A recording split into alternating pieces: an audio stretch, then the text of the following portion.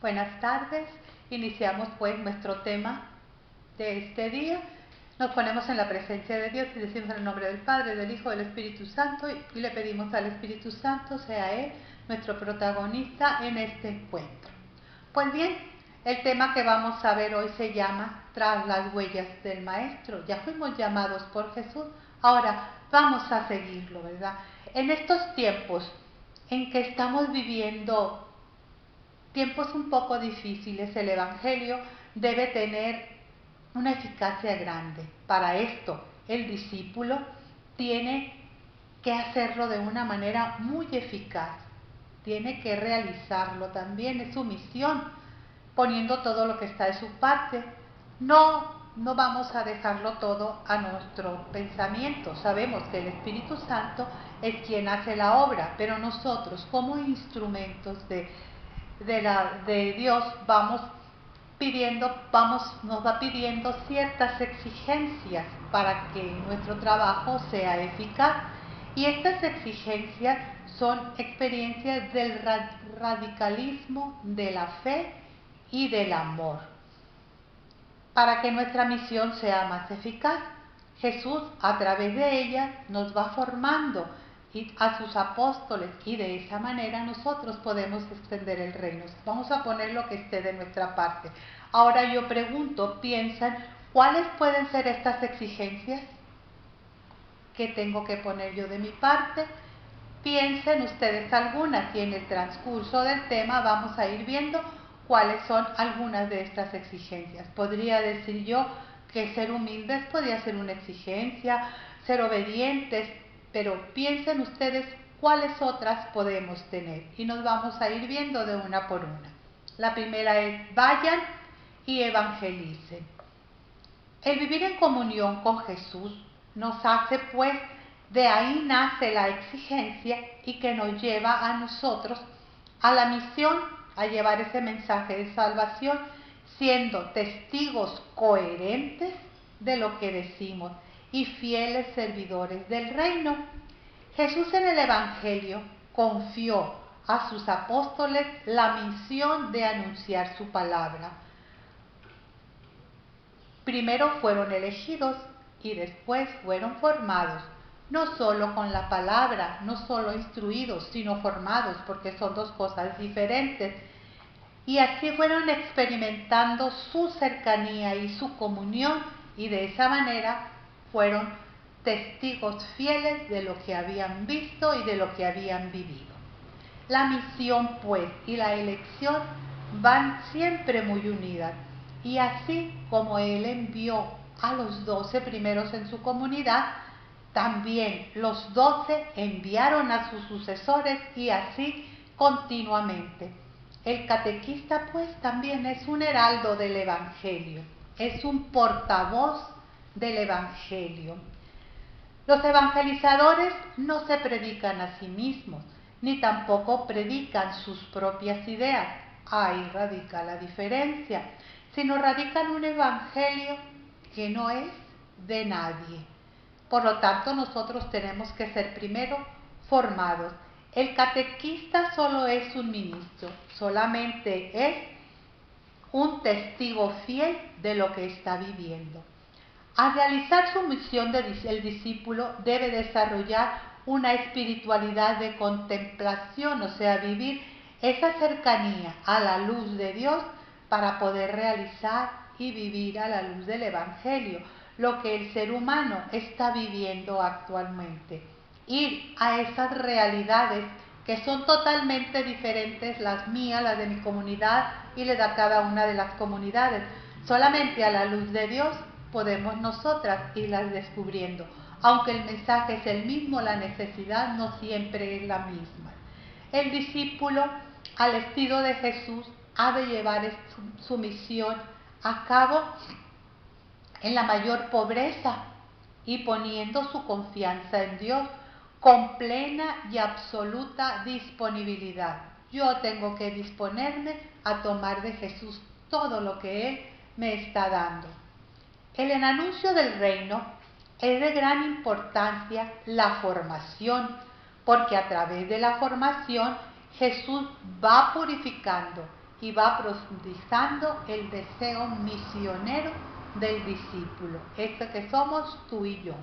El discípulo debe formarse, debe de ir adentrándose poco a poco en el misterio del reino para poder darlo a través de su vida.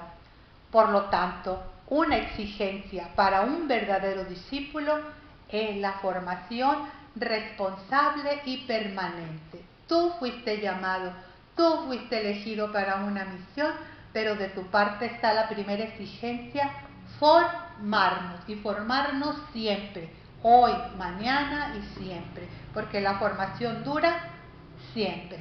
Otra de las exigencias es un espíritu de servicio. Al igual que Jesús, el discípulo debe ser llamado a servir con diligencia, pronto, con firmeza, con constancia y con amor. Estas 4 cosas las debemos de tener siempre presentes. El discípulo no busca servirse a sí mismo. No, esto no es así. Si el discípulo busca servirse a sí mismo, pues no tiene un valor, ¿verdad? Esto no es así. Cuando el discípulo sirve a los demás, crece, y esto nos va ayudando a dar la vida en el servicio. También ha de dejarse mover por la misericordia, siendo sensible al dolor, sensible a las necesidades de los demás, para poder servir desinteresadamente. El discípulo tiene el desafío de vivir la gratuidad, de hacerlo todo con gratuidad. Dice, este es un don y una virtud que permite desear servir a los demás. Un discípulo que es servidor no solo da su tiempo, también da sus talentos, da sus oraciones y da sus recursos. Ojo, aquí todo lo que tenemos que dar. Por eso esta es una exigencia de vivir el servicio. Servicio es sinónimo de amor. Si yo digo que amo, es porque sirvo a los demás. Ahí es donde se va a dar el amor, en el servicio. Otra de las exigencias es la vida de oración. Muy claro, nosotros lo vemos en el Evangelio, y Jesús nos pone la muestra. Siempre que tenía que tomar una decisión, Él se retiraba a orar. Y aquí vemos muy claro en el Evangelio de Lucas, donde nos dice en el capítulo 5, en el verso 16, dice: Él por su parte solía retirarse a lugares solitarios para orar. Tú y yo lo hacemos cada vez que vamos a dar un tema.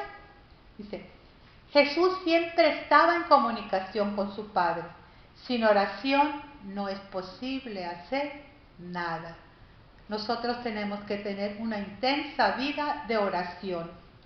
El estar en comunicación con Cristo en la oración es como el discípulo llega a percibir más lo que está pasando a su alrededor, y cómo puede vivir el día a día y cómo lo va encontrando. Entre más estoy yo con Jesús, más me voy dando cuenta en todos los quehaceres de mi vida que Él está ahí. La oración del apóstol se convierte en la preparación vivencial de su servicio de la palabra. No basta estudiarla, sino más bien hacerla vida. El discípulo necesita de momentos solos con su maestro a través de la oración, porque es la fuente donde él va a descubrir e interpretar los signos de los tiempos. Al tener una auténtica experiencia de Dios en la oración, Jesús nos lleva a encontrarnos con Él, a amar a Dios, pero también amar a Dios en los hermanos. Eso nos tiene que llevar lo que es una intensa vida de oración. Y la cuarta es vivir la fraternidad. La fraternidad es el primer signo de la presencia de Dios. En una comunidad donde hay mucho trabajo y no hay fraternidad, está lejos Dios. La fraternidad es importantísima. Jesús también fue un formador en una comunidad, y también Él presentó sus enseñanzas y tuvo que enseñar a vivir la fraternidad, lo mismo que tú y yo lo vamos a hacer. Él vivía en esa comunidad y formó como una comunidad de los 12. Y también eran personas de diferentes tipos.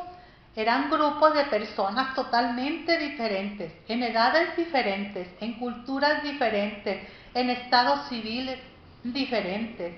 Por eso, sin embargo, él logra crear una relación de amistad, logra formar lazos de confianza con la sencillez, con la cordialidad y con el amor. No fue fácil para Jesús, pero Él nos está enseñando que así debemos vivir los apóstoles en una comunidad.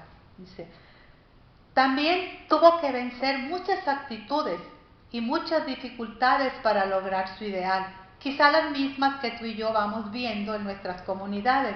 Tuvo que vencer y lograr que la misma comunidad se quitara las rivalidades que a veces tenemos en las comunidades, los protagonismos, querer ser protagónicos, las ambiciones humanas y cuántos otros defectos. Si nosotros nos vamos a los evangelios, ahí vamos a ver cómo los hermanos querían ser los primeros, Santiago y Juan, querían sentarse uno a la derecha y otro a la izquierda, querían ser protagónicos, querían ser los primeros. Es lo mismo que a nosotros nos va a suceder al llevar el evangelio en nuestras comunidades, ¿verdad? Y nosotros lo vamos a vencer, ¿cómo? Con las actitudes que Jesús nos enseñó, perdonando, sirviendo, dándonos a la confianza, pero sobre todo, amando. Una exigencia para el discípulo es crear un ambiente de cordialidad y de fraternidad en su comunidad. Tenemos que aprontarnos a formar eso primero. El encuentro personal con Cristo en la oración es el camino más eficaz para lograr la fraternidad. Pero no solo la oración personal, también debemos de suscitar una oración comunitaria en pequeños grupos.